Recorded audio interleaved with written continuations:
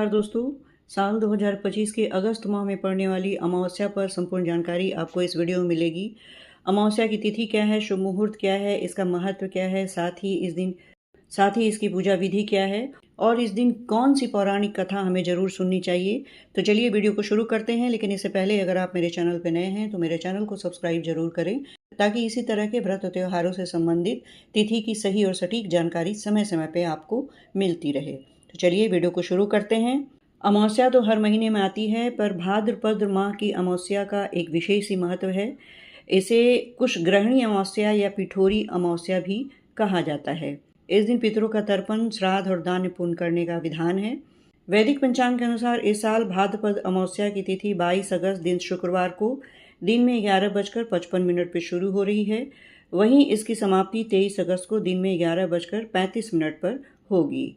ऐसे में भाद्रपद अमावस्या 23 अगस्त दिन शनिवार को मनाया जाएगा। आइए इसके महत्व को भी जानते हैं। भाद्रपद अमावस्या को कुश ग्रहणी अमावस्या कहते हैं, जैसा कि मैंने पहले भी आपको बताया।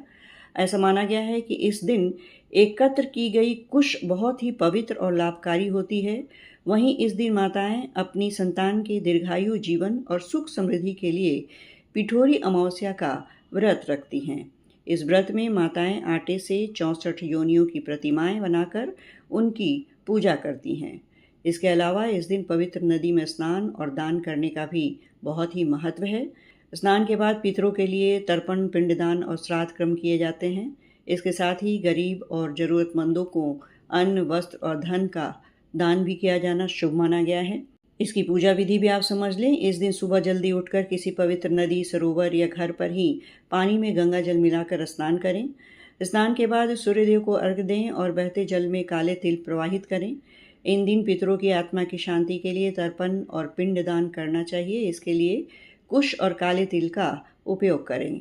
इस दिन पीपल के पेड़ पर जल में दूध मिलाकर अर्पित करें और दीपक जलाएं। पीपल की 7 बार परिक्रमा करें। इस दिन किसी गरीब, ज़रूरतमंद या ब्राह्मण को अन्न, वस्त्र, जूते, चप्पल और दक्षिणा का दान करें। इस दिन गौदान का भी बहुत ही महत्व है। आइए इससे जुड़ी पौराणिक कथा भी हम सुनते हैं। कथा के अनुसार एक राज्य में एक गरीब ब्राह्मण रहता था।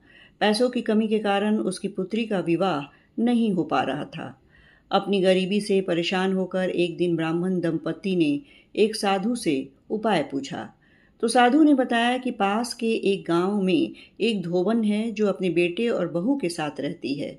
यदि आपकी बेटी उस धोबिन की सेवा करे तो धोबिन खुश होकर उसे अपनी मांग का सिंदूर दे देगी, जिससे कन्या का विवाह तय हो जाएगा।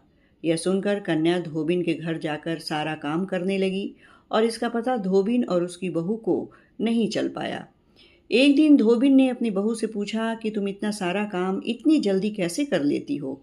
तो बहू बोली, मुझे लगा कि आप यह सारा काम करती हैं। धोबिन चौंक गई और उसने नज़र रखना शुरू कर दिया। धोबिन ने जब सुबह उठकर देखा तो एक कन्या चुपचाप उसके घर का सारा काम कर रही थी। कई दिनों तक ऐसा चलता रहा। एक दिन धोबिन ने कन्या से कारण पूछा। कन्या ने साधु द्वारा कही गई सारी बात धोबिन को बता दी।